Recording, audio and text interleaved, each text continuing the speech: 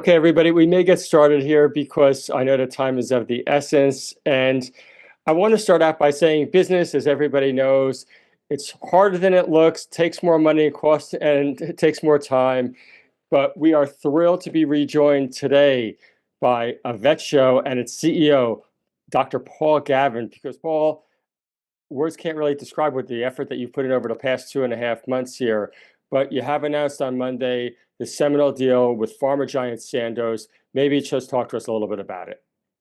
Yeah, so we're very, very excited and very, very fortunate to have landed a company of the quality of Sandoz. I guess we've been very bullish over the last sort of 4 or 5 years that if you actually build pharmaceutical cannabinoids and you do the proper work and the proper clinical trials, that the end game is licensing to pharma companies and the big wins around pharmaceutical registration. So we've spoken to a lot of pharma companies over the last few years. Like I know one Absolutely. of them personally now, and yeah, Sandoz started talking to them in July, and for a variety of convergences, they got the opportunity straight away. And yeah, we're just really, really fortunate to have landed it. So they'll give us 3 million up front, US. Right, So there's a bit of confusion in the announcement. That's not contingent on anything. That's right. the fee for the commercial rights to the product in Australia. So they've got the commercial rights just to Australia. So that money will come in the next couple of weeks, and then a series of milestones and royalties and all the rest over a product that both us and Sandoz believe could be one of the biggest pharmaceuticals in Australian history. Right. That is absolutely the case. Paul, can you just go into a little bit about the due diligence that a company like Sandoz put on top of you to get to where they are today to make the investment? Because on one hand, obviously for Sandoz, this is meaningful money, but more than that, the time and effort that they put in. Yes, indeed. Really, the first part of it was driven by the GM or CEO of Australia. Okay. That he understood the opportunity, and then he had to go into champion the product with head office in Switzerland. So as a first pass, even prior to the due diligence, it's a first pass of this is one of the larger pharmaceutical companies in the world. They're Right. currently not involved in cannabinoids. This is a big decision for them. It Right. has PR, shareholder implications. And so all the C-suite over in Switzerland were looking at it and decided that the business case was worth it. But the due diligence, they assembled like a 15-person due diligence committee in Europe. It had individuals representing kind of all of the disciplines that go into drug development, formulation Right. development, toxicology, clinical, quality, IP. 2.5 months, 2.5 months of back and forwards question and answers over sort of Christmas and New Year's. And yeah, finally convinced them all that this product was really worth the involvement. And so we got the signature. Right, exactly. And Paul, obviously, as you mentioned there, Sandoz, they really, run you through the ruler, so to speak. And I guess that leads to the phase, to the upcoming trials themselves. Now, you have also taken very strong steps to give us the best potential chance of a positive outcome. Can you just talk to us a little bit about the construction of the trials? Because you have done it differently than companies in the past, as far as if you can be about the excuse me, Paul, the minimum, the dosage rate, and also the kick-out rate, but just how you constructed the trials. Yes, yeah, just the background, I guess, is there are a couple of medicinal cannabis companies that had a shot at looking at CBD for insomnia. We built our trial like a proper, rigorous standard pharmaceutical insomnia study. So we pulled the sort of NDAs from the 3 or 4 most recently approved insomnia drugs in the US, because it doesn't matter that it's a cannabinoid, you've got to design it like an insomnia trial. Right. And so essentially, our trial is very large, so 500 odd patients originally targeted, whereas the previous uh, peers in the space had sort of dosed around 200 in their phase three. We've got the highest kind of dose allowable. So for this opportunity in Australia, you can go to 150 milligrams of CBD per day. For whatever reason, a bunch of our peers only went to 100. So they left sort of a third of the dose on the table. And then our product has increased bioavailability. So it'll act as a higher dose again. And then we have much higher insomnia severity scores than our peers. So You have to have a score of about 15, which is a moderate insomniac to be on our trial, whereas our peers recruited people that scored about 8 to 10. Now, the problem with that is because of the placebo effect. So, the placebo effect is a huge problem in clinical trials where you're basically asking patients to report how they feel because the brain is a powerful thing and everyone will feel better, even if Right. they're not taking study drug, they're taking placebo. So we have mechanisms to control the placebo effect. One of them is higher scores because the last 2 or 3 insomnia drugs registered with the FDA, the placebo effect improved patients by a score of about 7. So if you enroll people that score 8 and the placebo effect reduces them by 7, then you've got no range to see anything. And I guess lastly, we have an interim analysis, which is a big Right. ticket item. So as I say, planning to dose 500 after 200, we have an interim analysis where some statisticians get to have a peek at the data and confirm that there's an effect between the treatment groups. And based upon the magnitude and the variability in that effect, they use that to tell us exactly how many patients we need to complete the trial with the maximum chance of getting statistical significance. So it's like an inbuilt cheat code Right. halfway along the way. So any one of those individual items could have potentially made a big difference for everyone else, but we Right. have all of them. And I guess Right. the thing I was sort of saying yesterday, even on the webinar, Yes. is the trial's built like a phase 2, 3. But from our perspective, um, at the moment in the world, there is only one FDA approved CBD product. It's a product called Epidiolex. It's for rare childhood epilepsy, so it's rarely prescribed. Despite that, it was acquired for 7.2 billion US in 2021 by Jazz. And the really cool thing for us about Epidiolex is that a common side effect of Epidiolex is sleepiness. Right. So CBD in large placebo-controlled studies has already been proven to affect sleep. It's just our job to prove it at a lower dose in clinical trials that are designed specifically to monitor insomnia. Right. But to be clear, at a lower dose, but still at a higher dose, what you're trialing than the previous couple of trials here in Australia. That's right. So again, we've got 30% more drug than most of them, just because they went to a maximum dose of 100 milligrams, and then our product increases the absorption. So our proprietary technology increases drug absorption, so it acts as a higher dose. Right. And this is, and I assume that also, and I'm jumping around a little bit, but when Sandoz looked at you at the upcoming phase 3 trials, I am sure that they came across all these details too and asked you, why are you different? Oh, of course. Okay. They went through everything.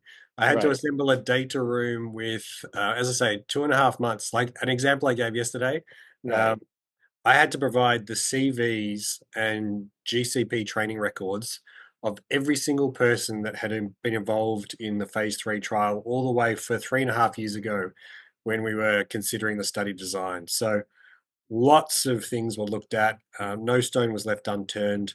Um, yeah, and we performed really well. Right. Hey, Paul, I want to cover off two more topics, which is number one, the capital structure, and number two, the upside. But on the capital structure, the Sandoz payment, as you said, the US 3 million that's coming in, I believe it's 16 million on the back end there. How far through does this get you through interim analysis? So the 3 million US gets us to our interim analysis. Right. So we're there. So Perfect. the last kind of, I guess, impediment that we sort of felt that the market was holding against us was that maybe we needed more capital to get to the interim analysis. That's not the case. The money Right. that they've given us as a licensing fee is enough to get our 200 patients dosed. And if the interim analysis looks good, we will never need money again. It will. Right. There are that many companies lined up for other territories. Right. Yeah, it'll be perfect. Yeah, and that leads me into the second point, which is the two upside or near term upside scenarios, I would say, are that number one, selling off another division, and number two, potentially closing the trials early. You alluded to both of them yesterday on the call. Can you just talk about both of them again? Yeah, so I mean, closing the trial early. um, so as I said, originally the plan is for 500 patients, and it might still be 500 patients.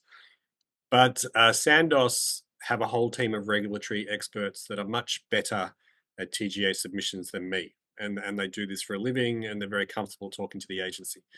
And Sandoz has sort of suggested to us that if the interim analysis looks good, the first thing they would do is just take their regulatory team, wrap all the data up in a bow, take it to the Right, TGA, and say, look, why risk further patients exposing them on a study? This is compelling enough. Let's call the phase 3 done and register the product now. right. So that's definitely a scenario on the table. What was the second piece to your question? About selling off another piece, another Yeah, territory potentially. I mean, the great thing about the deal that we've got, even in talking to Sandoz, the deal that we have now is very, very, very commercially compelling for Australia alone. Right, So, I mean, in the event this is commercialized, like we've seen the business case and the forecasts for Sandoz, which we won't talk about, but once it hits market here, Avecho on our returns could easily be earning 20 to 40 million US per year, every year for the next 10 years once it hits right. market. But with that in mind, you've also got to acknowledge that Australia is one of the smallest pharmaceutical markets in the world. Yeah, And as part of the deal, Sandoz only got the rights to Australia. We did give them a first right of refusal to other territories, but Australia now forms a really interesting deal benchmark. So when I talk to the US, and I know the US pharmaceutical market is 30 times that of right, Australia, the way you start looking at the new terms is this is what I got for Oz, 3 million US up front. You've got to be giving me around 30x if you right, want the rights to the US. And Europe's 20x, and China's 10x, and Japan's 5x. So there's a lot of territories now that we can start playing with because, as well, all the pharma companies I've spoken with to date who've been very interested, but ultimately decided to sit on the fence and wait for the interim analysis. Now that they know we've passed Sandoz due diligence, right. there's already even the last couple of days, there's already inquiries coming in saying, "Hey, maybe we should have a chat." Like, yes, maybe Yes, we should have a chat. yes. So, And Paul, as advice, you should absolutely take those phone calls, even if you are a little bit irritated that they weren't there in the first place. I know I'm swallowing my pride, and I'm like, of course we should talk. Absolutely. Now, Paul, also, there is case precedent in Australia. You talked about it yesterday, and I know that you're friendly with their CEO as well. They're Dimerix and how they've structured their deals and how it could be a parallel potentially for Avecho. Yeah, look, I've been telling the Dimerix guys, I've been telling them for the last year that I thought I was going to do what they did, and because of the way our BD discussions were going in the background. But essentially, for all the listeners, Dimerix, Australian listed biotech, DXB, in 2023, they were in a large phase 3 clinical trial, heading towards an interim analysis. A bit like us, the market kind of assumed they didn't have enough money to get to the interim analysis, and their market cap was about 26 million. And then Nina, out of nowhere, pulled a really great licensing deal with all the sort of commercial validation as well that we've just got for a bunch of territories. And on the back of that, their share price went up by, I don't know, 3.5 times. And that gave them enough money to get to the interim analysis, exactly like us. Right. And then as they approached the interim analysis, everyone got excited, and their interim analysis worked. Share price flew again. And then, like us, because they'd only licensed a small part of the world, they dropped a second licensing deal and then a third licensing deal early this year. So their market cap went from 26 million to 330 odd million in the Yes. space of 12 months. And now they're the darling of biotech, and everyone's like, Excellent. "Oh, we always knew you would make it." So Absolutely. yeah, we consider that we are on a very parallel path. I guess the difference between us and them is their first licensing deal had a bundle of territories in it, including EU, which is one of the Right. big ticket territories. We still have all of those to sell, so we've only sold the rights to Australia, and our indication is a lot bigger than theirs. Right. So we're very hopeful that if we do half as well as what Nina's done, everyone will be excited. Right. And Paul, just as far as timing, so the trial right now, we're undergoing the trial here. Broadly speaking, can you give us a timeline over the next, say, 6 months or 12 months in through interim analysis? Yeah. So like the Sandoz negotiation legitimately has cost us a few months. So last year, I guess we again, with this initial target of sort of 200, 210 patients in mind, last year by the end of Christmas or the end of December, we had about 70 that had received study medication. So we're about a third of the way there. But we encountered a series of learnt, we learnt a lot last year about Right, the kind of things that were slowing down our recruitment rate. So we fixed those. We amended our protocol in December and we added additional clinical trial sites to our protocol. And all of those new clinical trial sites were ready to go, but we couldn't push the button until Sandoz signed. Now, right. we thought we were signing before Christmas, but the due diligence just, you know, It very, always very, takes longer. Yes. yeah, very, very, very rigorous. So we're opening all those new sites now.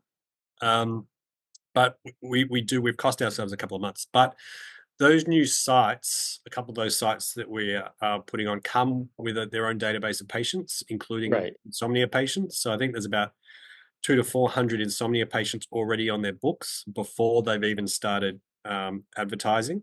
So not all of them will be eligible, but it should give us a nice head start. But we're opening those trial sites now. We could get a really good sugar hit on recruitment. We only need about 140, 150 to go. At the moment, we're planning that we finish all of those this year, which would allow us to do an interim analysis early next year. But as I say, like there's 400 patients already there. If a whole Yes. lot of them turn out to be eligible, we could roll through them much faster than anticipated. But yeah, for conservativeness, we're sort of saying we'll recruit all those patients this year for an interim early next year. Right, makes sense. Well, as I said, what a week. It's taken a couple months, but from the market's point of view, it's been an incredible week here.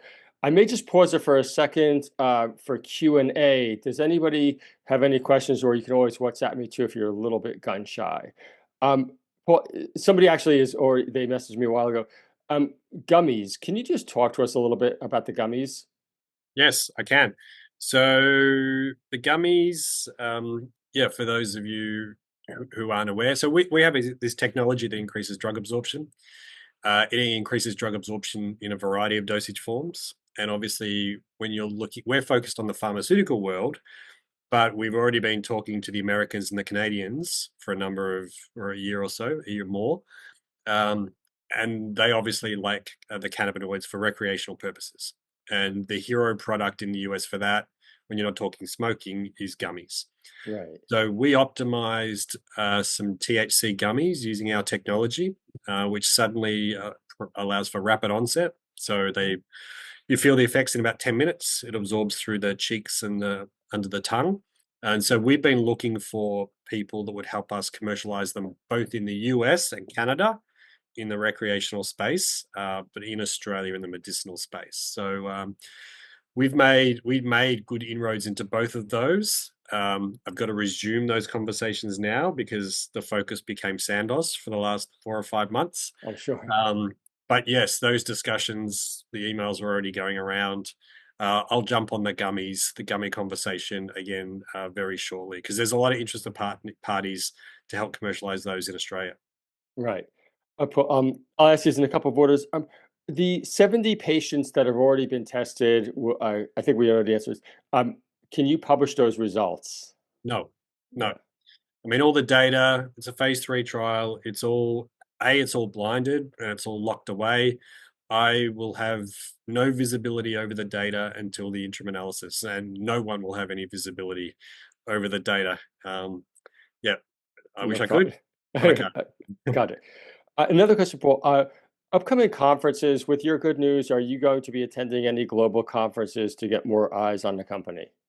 Yes, so we're building a kind of roadshow plan at the moment. So the board, even last year, was very keen that the minute this gets signed, I jump on the horse, not just around Oz, Yeah. to really make sure people appreciate what this news is and what this means, but also especially into Europe. So obviously, Sandoz is headquartered in Basel. Most of the giant European pharmaceutical companies all come out of Basel. Right. Um, and Europe as well is now growing to be one of the bigger medicinal cannabis markets in the world. So Right. there's lots of good reasons why I should be overseas, both in the US and Europe, presenting at conferences. Right, and as you alluded to earlier, the market there is about 20x Australia. So for people that didn't pick up on that statistic, Yeah, so that's right. That's important. Paul, another person is asking, as far as territory, I don't think you can answer this, but territories to sell off, which one would be your top priority? I mean, obviously the US is the most lucrative, Right, um, but the US has a bit of it's a bit undermined by its consumer recreational market. right, Europe would be unreal. Europe would be unreal because Germany is now going to be the world's biggest medicinal, like us, sort of pharmaceutical prescription medicinal market. right, Um, I'm very interested in Japan. So the amazing thing about Japan is that pharmaceutical cannabinoids, even this Epidiolex, have been illegal until very recently. And right, recently, the government there said that pharmaceutical CBD could be approved, but also that the Japanese regulator would change its position that it would accept clinical trials from overseas. So it would reduce the amount of work that you would have to do for Japanese registration. right. So you could partner with a Japanese company and be one of the first. You could maybe even beat Epidiolex to market, although I think they're in phase 3 at the moment. So Brazil's interesting, Germany's interesting. Um, yeah, The any, large any population I, markets, I I I suppose. am greedy, Greg. We are Yeah, obviously aim for everything, yeah, and even Israel. Israel would be interesting, right. and South Africa. South Africa would be interesting. Yeah, no, no, I definitely. Well, that's unfortunately we're gonna have to cut it short right there, right now. But everybody, Paul, I just want to say congratulations, and we've spoken many, many, many times. We know that you really have put blood, sweat, and tears into this. I can't stress it enough there. But finally, before we go, I do want to just mention one point. Avecho and yourself that you come at it from a pharma background. And can you just tell people why that's very different than just like a pure consumer background? Well, that's it. I mean, we're biotech. We're all PhDs. The business model for 20 years has been the development of pharmaceuticals, not consumer products. I mean, consumer products in general, cost you $10 to develop, and then you sell them for $11, and you make a Right. dollar. The pharmaceutical industry is where you make staggering upfronts and payments in Yeah. the event that you can actually succeed, and it's the succeeding bit that's difficult. I mean, this Australian piece, the thing that I mean, where we saw this as an opportunity is when medicinal cannabis came around. Right. Companies saw the green rush, and all these companies started, and none of the people in these companies had drug development backgrounds. And we told everyone, I should say, we told everyone when medicinal cannabis started that they should treat it as a pharmaceutical. No Right. one listened to us, and then Jazz acquired GW for 7.2 billion, and then Right. everyone went, we should do that. And then we told everyone you had to increase bioavailability. No one believed us, and then they saw us doing it, and then they went, Yeah. oh, okay, we should do that. We told everyone you had to take the placebo effect seriously. All of these guys didn't do it, and they failed in their phase 3 trials. Right. And then we told everyone that if you did it properly, you would license a large pharmaceutical company. And no one else could do it, but we did it. So the last thing is, Greg, Yeah. is the trial that we built sufficient to work in phase 3? Because if it does, it will be a monster. Well, Paul, thank you so much. We're really looking forward to the ride. We've already been there for the beginning, but we want to be there for the wedding as well. Thanks, Thanks. Greg. Bye-bye. Cheers.